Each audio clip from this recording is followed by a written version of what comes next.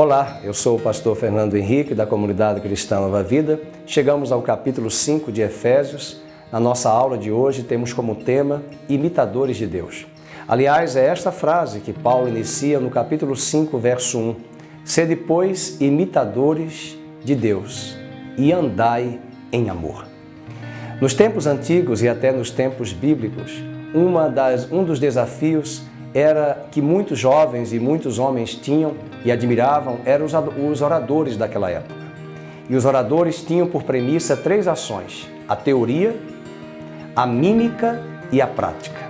Além de ter o conhecimento teórico, era necessário trazer esse conhecimento e transmitir de uma forma muito plena, autêntica, com gestos, com semblante, e todos que admiravam tentavam copiar até esses clichês de cada um de suas singularidades, porque tinha naquele homem, naquela referência, um modelo, e é por isso que a mímica também era importante para saber transmitir e falar um conteúdo e uma mensagem. E mais do que isso, a prática. Uma prática que estivesse em consonância com a própria teoria. Uma prática que fosse além da ortodoxia e que desaguasse numa ortopraxia. Isso mostra que, entre teoria, mímica e prática dos grandes oradores do passado, se quisermos ser um grande orador, mas Paulo vai dizer que nós devemos ser imitadores, não desses oradores, mas imitadores de Deus. E na medida que eu olho para Cristo, eu conheço mais a Deus. Cristo é o nosso modelo. É Ele quem nos dá o acesso direto ao Pai. E todas as vezes que nós nos aproximamos das Escrituras Sagradas, da comunhão com os nossos irmãos, da igreja local, e nos aproximamos de Deus através de Cristo, seremos imitadores de Deus em Cristo Jesus. E porque somos seus imitadores, vai ser fácil essa nova vida fluir em nossa vida. Você talvez não saiba, mas todo ídolo que nós adoramos, nós vamos ser parecidos com ele. Aquilo que adoramos, aquilo que prestamos toda a nossa atenção, o nosso tempo, a nossa honra, tudo aquilo que damos a alguém, a um objeto, a alguma coisa, não tenha dúvida, nós vamos nos parecer com ele. É por isso que esse é o grande perigo da idolatria. Na medida que levantamos e erigimos os ídolos, nós vamos ser semelhantes a ele. Essa é a prática da idolatria, algo terrível, que abomina e que é abominável para Deus e que toma o lugar de Deus no coração do homem. E falando de imitadores, Paulo vai continuar no versículo de número 2, andai em amor, como Cristo nos amou e se entregou a si mesmo.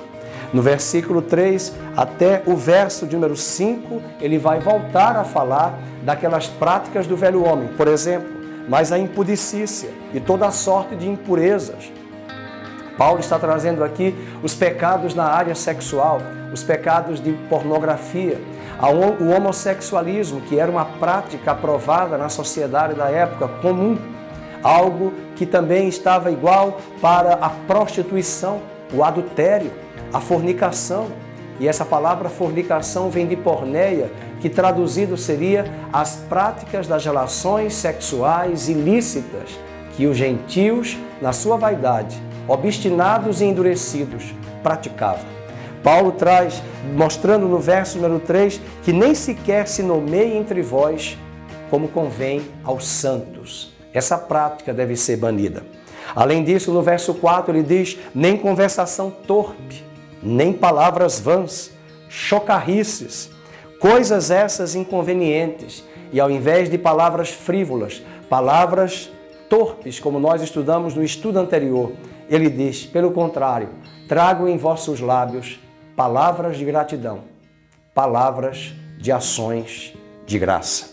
Versículo 5, sabei, pois isto, nenhum incontinente, impuro, avarento, que é idólatra, tem herança no reino de Cristo, no reino de Deus.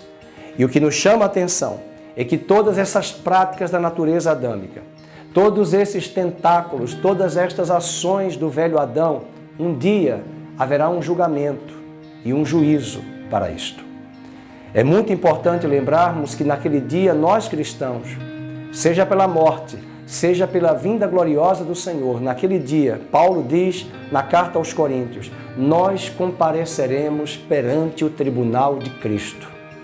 Não será um tribunal para condenar a igreja, mas será um tribunal para julgar diante dos talentos e dons que foram dados a mim e a você, o que fizemos em prol do reino de Deus e do corpo de Cristo.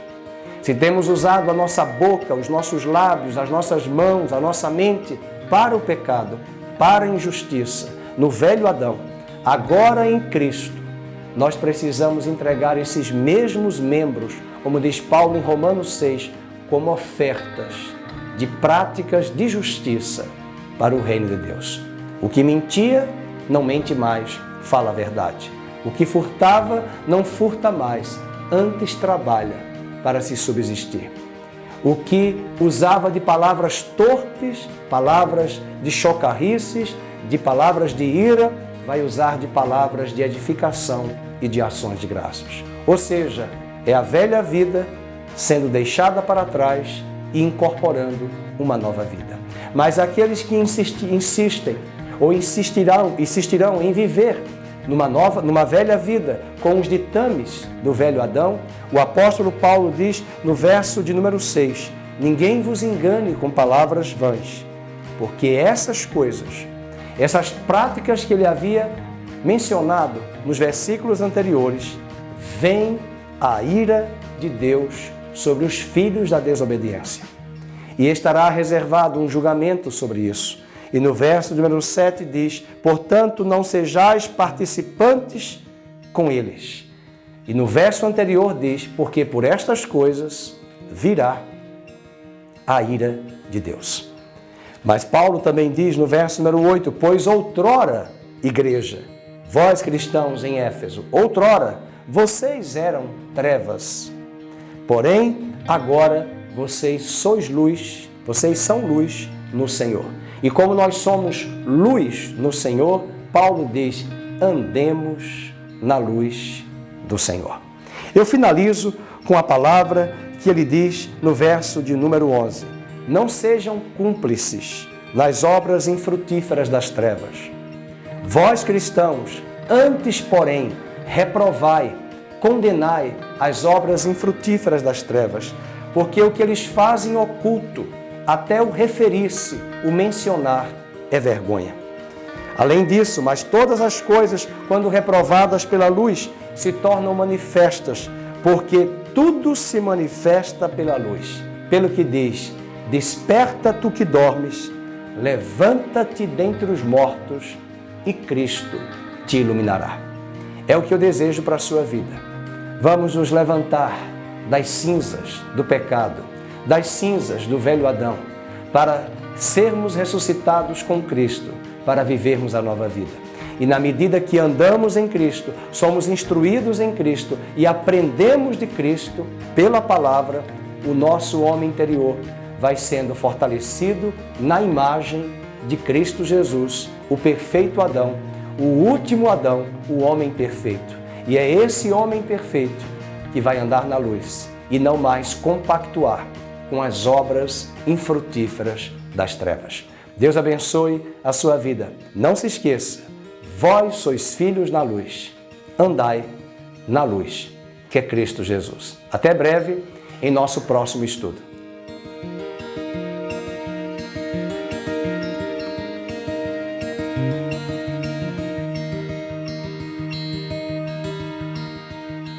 Olá, eu sou o pastor Fernando Henrique da Comunidade Cristã Nova Vida. Muito obrigado por compartilhar conosco mais uma mensagem e eu quero convidar você a acessar o nosso site ccnvida.com.br, bem como as nossas redes sociais. Deus abençoe, muito obrigado.